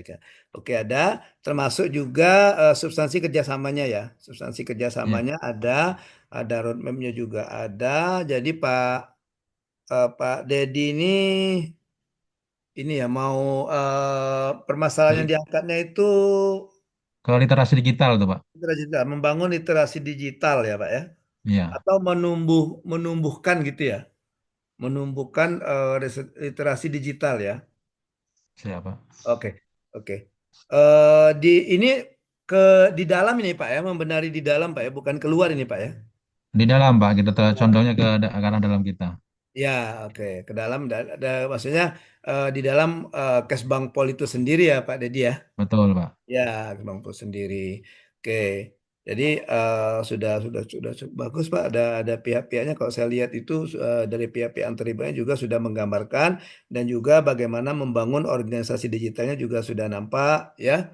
Oke, dan yang betul sekali. Jadi jangan dilupakan Diskominfo. Iya, ya. Kalau kita berbicara tentang digital, jangan lupakan Diskominfo dan Pak Dedi Pan. sudah masukkan di situ ya. Iya, nanti dimarah Pak Frans itu kalau Ya, enggak betul, Pak. Kominfo. Iya, kata Pak Frans tidak dianggap kami orang Kominfo ini ya. Hmm. Ya, padahal ya pusatnya di Kominfo ya Pak Frans ya. Ya, Iya, sebagai PDN, Pak. iya. Pusat Data Nasional. Pusat Data Nasional ya, itu di Kominfo. Pengalaman saya pernah membimbing waktu itu masih namanya benchmarking ya, belum Stula. Jadi semua aplikasi-aplikasi itu katanya harus dari Kominfo dulu. Waktu itu di mana? Tangerang atau di mana kalau salah. Jadi Oh harus ya, betul, Pak. Satu data, Pak. misalnya OPD itu mau membangun aplikasi atau apa gitu ya, dia harus harus eh, ke Kominfo Oh dulu ya, gitu. ya. Jangan sampai tumpang tindih katanya. Ya, Jangan memang harus ada subdomainnya ke Kominfo tuh, Pak. Ya, subdomainnya ke Kominfo katanya kan. Jadi orang Kominfo tahu, oh yang ini sudah ada sebelumnya gitu ya. Oke. Dan juga tadi seperti yang kita kembali ke yang pertama tadi, Pak Indra tadi ada juga lembaga pelatihan. Nah, di lembaga pelatihan juga di waktu itu di Tangerang juga. Jadi seperti itu. Jadi walaupun OPD itu melaksanakan pelatihan tersendiri maksudnya menganggarkan tersendiri misalnya di OPD itu, tapi dia tetap ke usulannya melalui BKPSDM, melalui lembaga pelatihan ke BKPSDM kan yang punya wewenang itu. Jadi BKPSDM nanti mengusulkan. Nah, pada penyelenggaraannya ya tetap misalnya khusus untuk di situ sama seperti yang tadi yang Pak Ermin Pak Indra tadi ya. Pak Indra tadi walaupun hanya sebatas semuanya untuk orang PU tapi dia tetap koordinasi dengan BKPSDM. Makanya tadi di Pak Indra tadi kan sudah masukkan lembaga pelatihan. Nah, lembaga pelatihan kalau kita di daerah ini kan di bawah BKPSDM. Oke, baik. Terima kasih Pak Dedi atas Sama. paparannya. Terima kasih, Ya, Pak. silakan Pak Yogi. Terakhir ini Pak Yogi.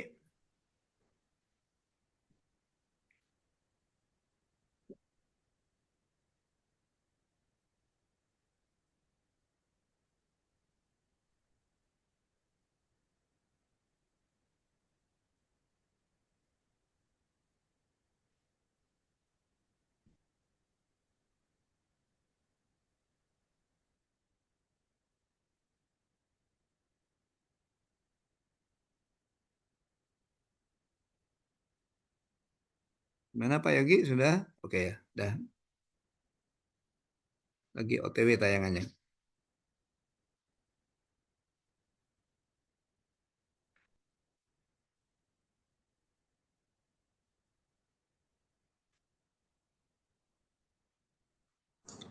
Baik, Pak. Dengar, Pak. Assalamualaikum warahmatullahi wabarakatuh. Waalaikumsalam warahmatullahi wabarakatuh. Sinyal, Pak, dirupit. Iya, itulah salah satu kendala kita ya, Gi ya. Iya, benar, Pak. Transformasi digitalnya nih. Sudah masuk, Pak? Sudah. Tom? Sudah. Share screen-nya? Sudah kelihatan. Sudah ya. Sudah. Jadi, baik, Pak. Baik, saya mengambil tema atau judul optimalisasi pelayanan keuangan pada DKD Kabupaten Musi Rawas Utara. Jadi sesuai arahan dari coach kemarin, saya banyak perubahan Pak yang saya buat kemarin kan. Saya flashback ulang lagi mulai dari awal sama pendahuluan.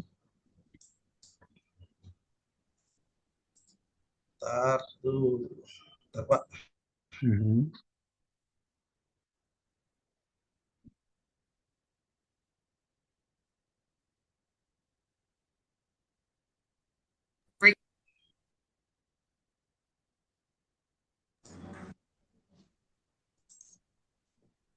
Ya, kok ada suaranya Pak Yogi? Oh, ya. Oke, siap. Ya Pak. Ya, lanjut Pak Yogi. Ini keadaannya Pak, Iya. sinyalnya Pak.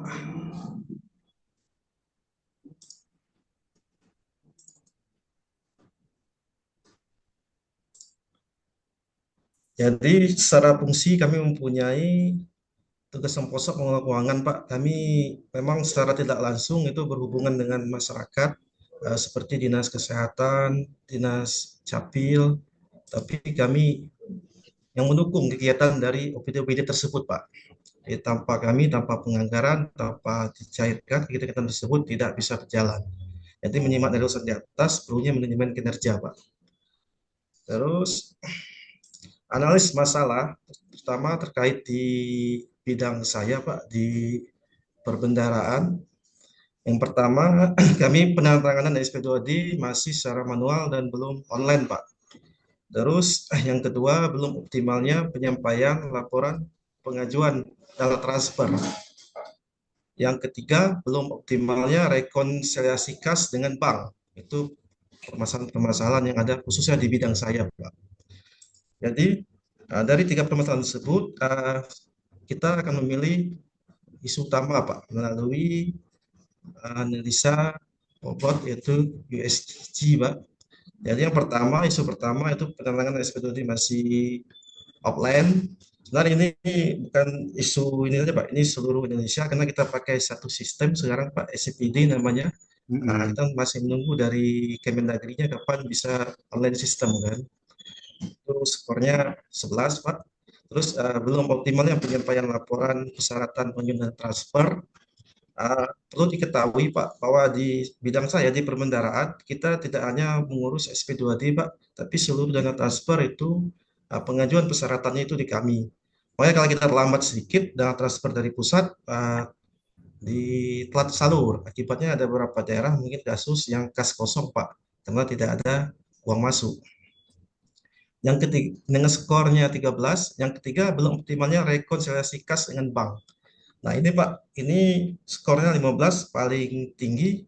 Jadi dari pemilihan isu ini, dari analisis masalah yang saya melalui metode USG ini, saya akan mengangkat belum optimalnya rekonsiliasi kas dengan bank. Ini contoh simpel saja Pak, saya kemarin hari ini kan BPK mau exit meeting, nah, kami masih ada selisih 0,13 sen. Nah, selisih tersebut kalau kita jalan pintas setor balik, tapi mereka minta kita breakdown OPD mana yang selisih, harus tahu selisihnya di mana. Makanya kita repot sampai malam semalam Pak, jadi tugas individu agak lambat saya buat. Iya. Terus dari isu utama itu, maka saya ada analis akar permasalahan melalui fishbone diagram Pak. Di sini belum optimalnya rekonsiliasi kas itu ada beberapa faktor, terutama dari man-nya Pak. Belum ada pegawai yang khusus melakukan rekonsiliasi Pak. Jadi kami di sini Pak, cuma ada 4 ASN Pak, 2 cowok dan 2 cewek, tapi ibu-ibu muda Pak. Jadi mereka tidak bisa kita ajak untuk sampai malam kerjanya kan, karena kodrat mereka sebagai wanita. Iya. Jumlah pegawai masih kurang. Terus dari mesinnya belum ada sistem yang terkoneksi dengan bank, belum adanya SIP rekonsiliasi. Terus dari environment-nya, lingkungannya Pak, masih ada permasalahan di SPD itu sendiri. Ini masalah nasional juga. BKU, SPD sering error, data-datanya sering acak, kadang tidak sesuai Pak. Yang ketiga, terbatasnya jumlah huruf uraian transaksi penerimaan dan belanja di bank. Jadi bank itu ada batasan karakter penulisannya, Mbak. Jadi kita kadang bingung mereka tuh apa yang dikeluarkan di ini kan, di bank dikeluarkan oleh belanja yang dikeluarkan karena mereka punya batasan huruf. Terakhir, metode rekonsiliasi kas masih dikerjakan secara manual. Selama ini kita manual, Pak, cek satu-satu. Terus rekonsiliasi butuh waktu yang lama. Apalagi kalau masuki triwulan 3 dan 4 itu banyak transaksi, tambah banyak, pasti ada kesalahan yang kita temukan, Pak. Terus penginputan transaksi belum detail, jadi sama seperti yang di kasus bank tadi. Selanjutnya, saya ada roadmap atau action plan, Pak. Yang pertama, menyusun tim kerja Pak. Itu targetnya insya Allah Juni 2025 mungkin ada tim kerja, outputnya bisa jadi ada ASK tim nanti Pak. Terus pembuatan sistem digitalisasi Juli Agustus itu target kita Pak, tersedia dalam digitalisasi 3 pelaksanaan uji coba September Oktober itu paling lambat. Sebenarnya udah mendesak itu, harus kalau bisa di triwulan 3 itu udah eksekusi Pak, target realnya nanti. 4. Menyusun panduan penggunaan sistem digitalisasi itu November sampai Desember 2025 tersedianya panduan penggunaan. Yang kelima, sosialisasi sistem digitalisasi Januari sampai Februari 2026, terlaksana sosialisasi. Yang keenam, monitoring dan evaluasi Maret April 2026, terlaksananya monitoring dan evaluasi. 7. Penyusunan SOP sistem digitalisasi Mei 2026. Jadi pas setahun Pak kita mulai kerjanya dari Juni, target kita sampai Mei itu sesuai dengan arahan. Terus potensi kerjasama itu saya gambarkan dengan stakeholder-nya Pak. Di sini ada 2 stakeholder yang saya inikan. Pertama stakeholder internal, yang kedua stakeholder eksternal. Kalau internal itu jelas itu di dalam kantor itu sendiri Pak, dari kepala dinas, sekretaris, kepala bidang akuntansi, anggaran, aset, pejabat fungsional di bidang pemendaraan, dan bendahara pengeluaran BPKAD. Terus stakeholder eksternal Pak. Yang pertama jelas itu kita ke Bank Sumsel Babel, cabang Musyawarah Utara Pak. Terus Diskominfo karena itu terkait aplikasi.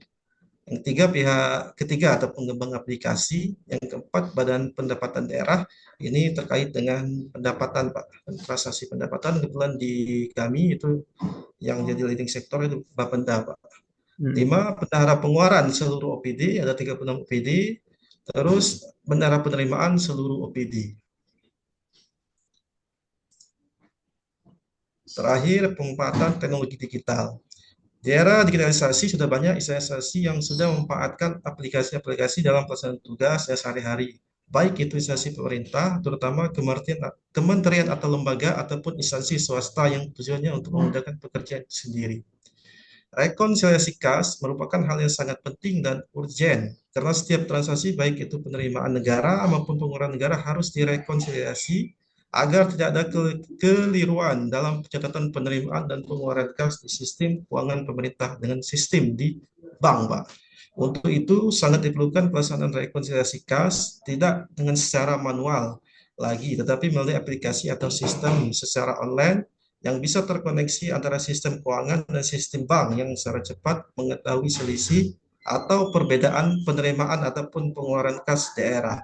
Jadi ini Pak, dari sini sebenarnya saya sudah mengarah untuk proyek perubahan saya nanti apa Pak, ke aplikasi Pak, aplikasi rekonsiliasi kas dengan bank. Demikian dari saya, mohon saran dari Coach Ariel untuk perbaikan ke depannya Pak. Assalamualaikum warahmatullahi wabarakatuh. Waalaikumsalam warahmatullahi Waalaikumsalam warahmatullahi wabarakatuh. Baik, terima kasih Pak Yogi yang sudah memaparkan tugas individunya ya.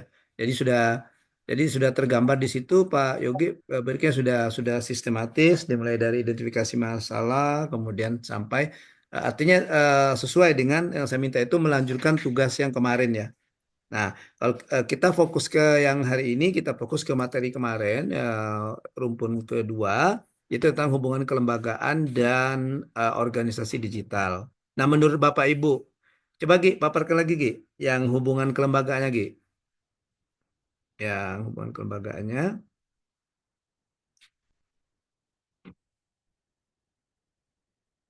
Nah, Yogi ini kan mau mengambil tentang rekon ya Pak Gi ya, rekon pemanfaatan digital dan pelaksanaan rekon ya Gi ya. Nah itu. Nah ini stakeholder aja. Yang ini yang pas. Sudah, yang ini lagi, yang ini. Nah, coba perhatikan Bapak ya. Apakah menurut Bapak Ibu masih ada yang belum termasuk di sini atau ada yang perlu menurut Bapak Ibu tidak dilibatkan gitu? Gimana? Coach, Ya. Silakan Bu Tini. izin ini ya Coach, sebelum kasih bukan saran sih sebenarnya, berbagi pengalaman saja mungkin tepatnya. Ya. Untuk Pak Yogi nih, pertama saya tanya dulu, kira-kira proses pembayaran itu sudah melakukan CMS ataukah masih manual begitu? Mana Pak Manual, Yogi? manual. Nah, jadi gini, mungkin berbagi pengalaman Pak Yogi. Karena ketika manual memang agak sulit kalau kita harus breakdown satu-satu, apalagi kalau transaksinya udah banyak. Nah, Betul. em, kalau untuk menggunakan aplikasi, karena terus terang saja kalau masalah laporan keuangan ini kan masalah yang sensitif. Kalau aplikasi kayaknya, apalagi nanti didaftarkan di Kominfo, itu kan agak bagaimana begitu kalau asumsi saya ya, seperti itu ya. Kalau sudah didaftarkan akan ada selain lah pastinya, karena pasti seperti yang disampaikan tadi, domainnya Kominfo pasti mereka punya akses juga untuk kalau ada apa-apa mereka handle gitu. Tapi biasanya kalau untuk antara kerjasama antara em, keuangan atau BPKAD lah katakan seperti itu dengan bank, itu biasanya bank punya produk sendiri Pak Yogi. Coba dengan Bubble nanti diajak duduk bersama atau berbicara terkait pembayaran dengan cara CMS atau mesin sistem. Jadi tidak melakukan manual lagi. Kenapa? Salah satu keuntungannya ketika kita melakukan kesalahan atau ada selisih itu langsung bisa diketahui selisihnya apa. Misalnya kita melakukan pembayaran ada yang tertunda atau alert lah atau batal lah atau apa ya refund itu akan ketahuan dari kita sendiri, kita udah bisa ngecek karena kan sistematis gitu. Nah, kalaupun ada kendala atau apapun itu yang akan berkolaborasi itu hanya bagian kita yang berkepentingan dengan bank. Jadi hanya dua orang yang berkepentingan. Gitu. Nah, sejauh alhamdulillah kalau di rumah sakit memang sudah CMS semua ya, Bapak. Sudah CMS semua. Jadi untuk apa namanya selisih-selisih yang itu sudah nggak ada lagi. Paling yang saya bilang tadi, kalau ada pembatalan pembayaran atau misalnya kembali proses pembayaran itu kan bisa saja misalnya eh, angka apa rekeningnya bagaimana itu balik itu atau apa sinyal atau waktu itu nanti ketahuan bahwa yang batal atau kembali itu pembayaran ke A dengan nilai sekian. Itu sudah bisa kita temukan. Jadi kalau misalnya pada suatu waktu pihak auditor memerlukan informasi terkait saldo kas, kemudian rekening koran dan sebagainya, itu biasanya tidak ada kendala lagi. Sejauh ini seperti itu. Jadi kami tinggal minta ke bank untuk misalnya kalau apa misal tidak bisa diakses lagi, misalkan kalau tahun-tahun yang sebelumnya kan kalau auditor kadang-kadang masuk hari ini dia akan meriksa tahun ke belakang begitu kan, atau dia akan ngambil berapa tahun yang dia perlu lah. Nah itu kadang-kadang kalau tidak bisa diakses kita tinggal menghubungi stakeholdernya itu yang punya aplikasi itu bank biasanya. Nah mereka yang akan memberikan arahannya mau bagaimana, kadang-kadang dikasih Excelnya atau apanya gitu dari mereka. Jadi itu resmi begitu. Tapi kalau kalau pakai aplikasi saya bukan ini ya ikutnya saja karena kalau keuangan sensitif gitu kan. Kadang-kadang dibaca oleh yang tidak berkepentingan informasi yang disebarkan atau kesimpulannya bisa jadi salah gitu. Ya. Mungkin itu sekedar berbagi pengalaman saja ya Pak Yogi. Siap. Kayaknya CMS tuh lebih enak loh. Kita juga nggak repot ke bank, jadi bisa langsung di meja aja gitu. Oke. Saya izin jawab, Pak. Ya silakan Gi. Ya, permasalahannya kita untuk kanal-kanal tersebut yang CMS segala macam di SCPD-nya itu belum akomodir itu permasalahannya, Bu. Mungkin di sistem belut udah akomodir kan, kalau kami belum, masih itu setiap pengeluaran negara itu bentuk SP2D yang masih manual offline. Ini seluruh tadi belum, karena dari Pusdatin juga sudah kami tanya, mereka belum mengembangkan untuk online yang sistem CMS segala macam tadi, Bu. Nah, terkait aplikasi itu sudah kami pikirkan tadi, benar kata Ibu, sudah kami takut juga nanti kan ini mudah diakses lah pihak-pihak luar. Cuma ada dua solusi, bisa juga offline itu servernya ditaruh di kami gitu. Kita bisa minta itu kan, jangan server di sana. Jadi bukan sistem hosting tiap ini. Jadi kita langsung jadi ini ya. Itu kurang lebih Bu. Nanti kami pikirkan gimana biar tidak itu tadi tidak bocor maksud Ibu kan data keuangan. Itu dari saya, Pak. Oke. Baik, artinya Pak Yogi juga sudah mengantisipasi ya. Saran Bu Agustina juga sudah bagus juga. Maksudnya pertimbangkan juga tentang keamanan data dan juga ada hal-hal yang tidak bisa untuk konsumsi publik ya Bu Agustina ya. Ya, seperti katakan Bu Agustini tadi ya, itu kan masalah keuangan. Kita takutnya disalahgunakan oleh pihak-pihak yang tidak bertanggung jawab untuk kepentingan mereka gitu kan. Orang mau kepentingan situ. Atau bisa juga kita takutnya akan terjadi konflik kalau seandainya ini nanti bisa dibaca oleh publik. Gitu ya. Gitu Bu Agustina gitu. Dan Pak Yogi juga sudah mempertimbangkan hal ini ya Pak Yogi ya, sudah mempertimbangkan hal ini. Dalam arti kata saran Bu Agustina ya, jadi masukan yang bagus untuk Pak Yogi untuk menambah referensi Pak Yogi pada saat Pak Yogi untuk mengantisipasi ya, untuk mengantisipasi kalau ini dilaksanakan dan apa yang dikhawatirkan Bu Agustini terjadi gitu ya Bu Agustini ya. Apa yang jadi Pak Yogi juga sudah mengantisipasi. Nah, ini berkaitan dengan materi di substansi materi di rumpun ketiga yaitu manajemen risiko. Nah, mungkin ini bisa kita katakan, mungkin ini bisa jadi salah satu risikonya Pak Yogi, risiko yang kita prediksi kemungkinan terjadi. Gitu ya. Jadi prediksi risiko yang mungkin terjadi kalau strategi ini kita laksanakan atau perubahan ini kan kita lakukan.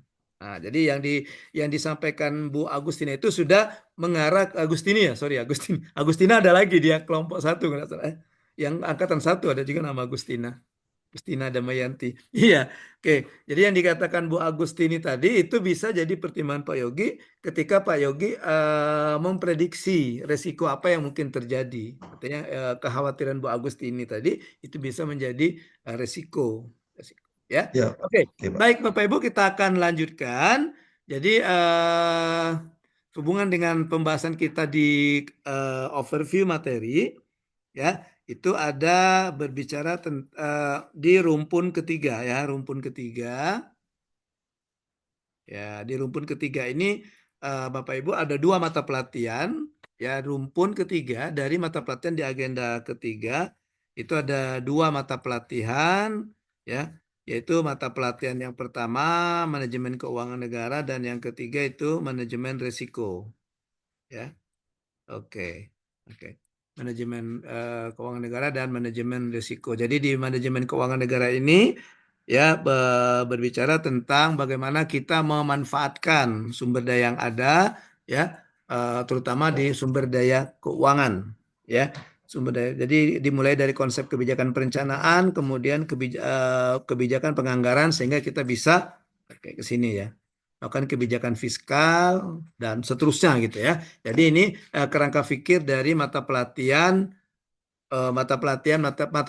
manajemen keuangan negara. Jadi ini substansinya ya, dasarnya dari sini, substansinya di sini dan targetnya di sini. Target pencapaian pembelajaran itu ada di sini. Ya. Kemudian yang kedua itu tentang resiko ya. Berbicara tentang resiko ya.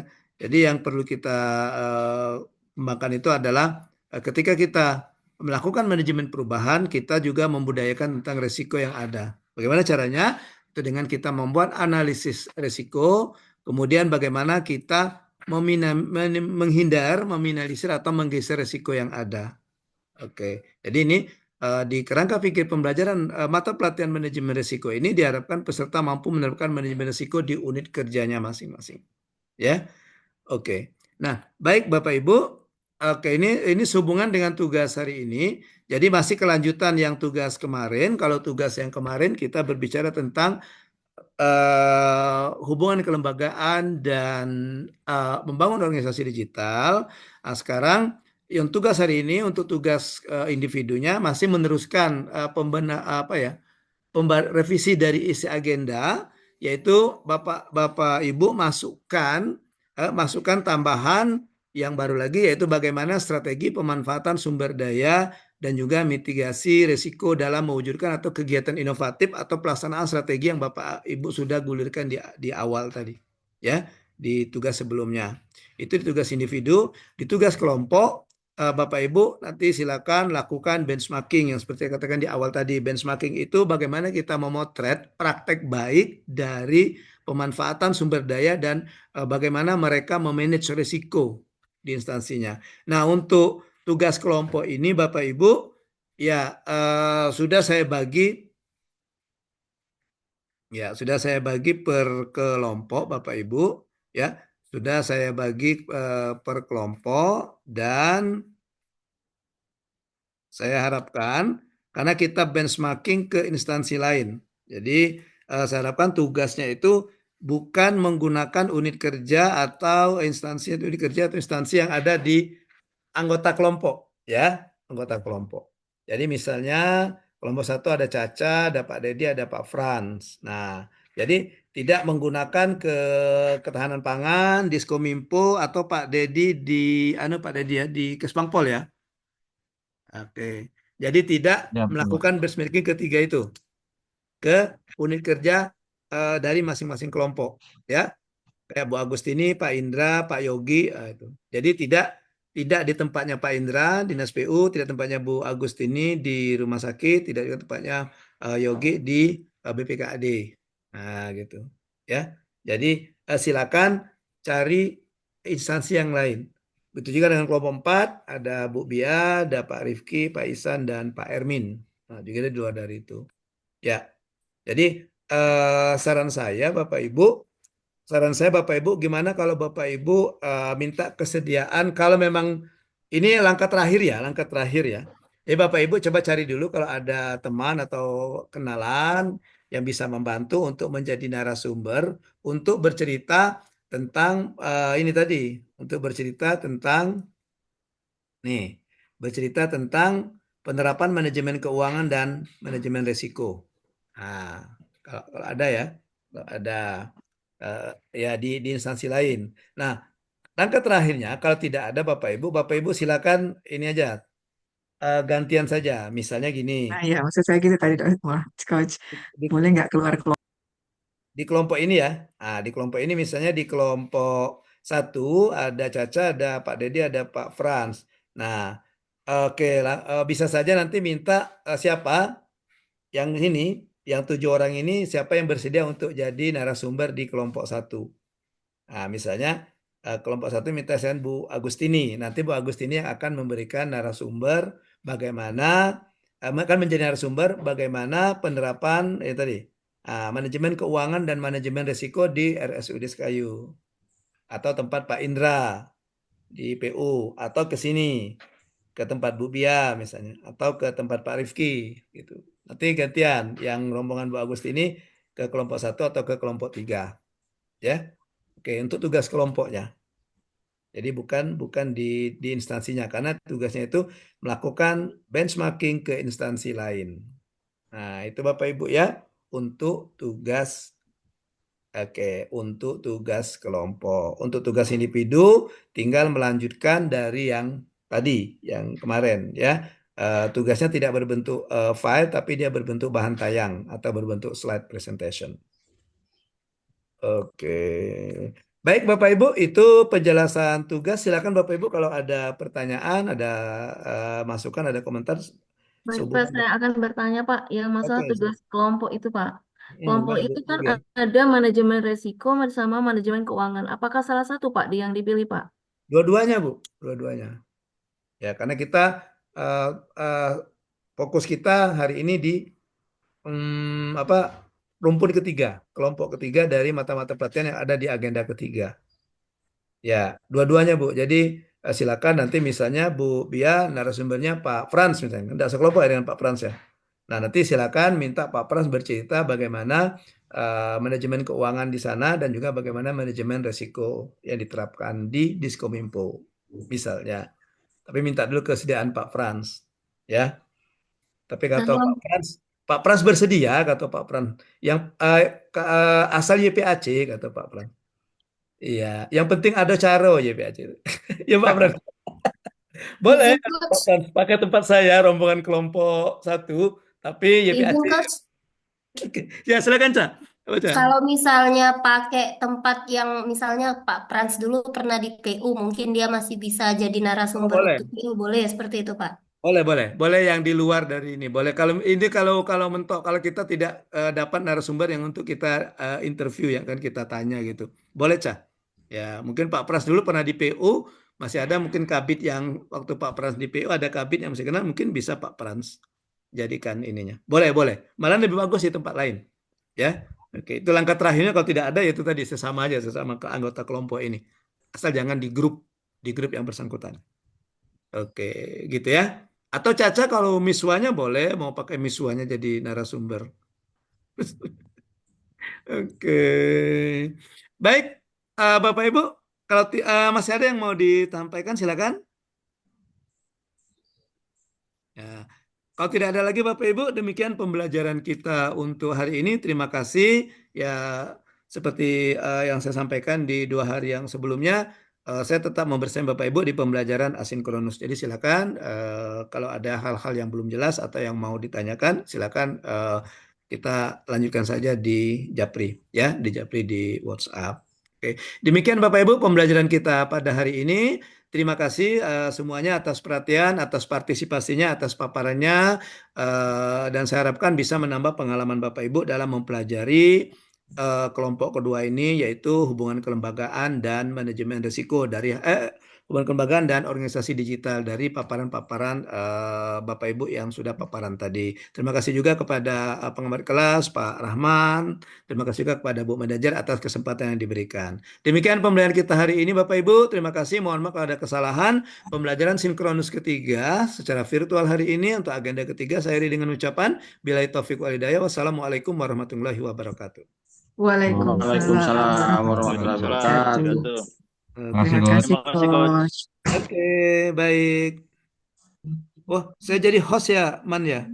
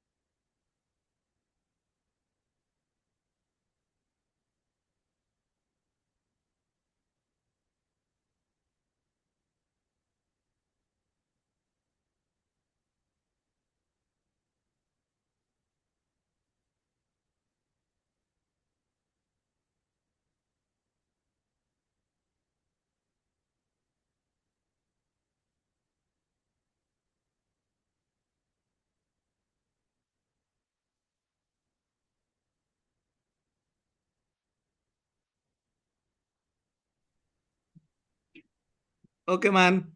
Oke. Ya enak live. Kage laju Pak Parlin laju tuh ini kage. Iya.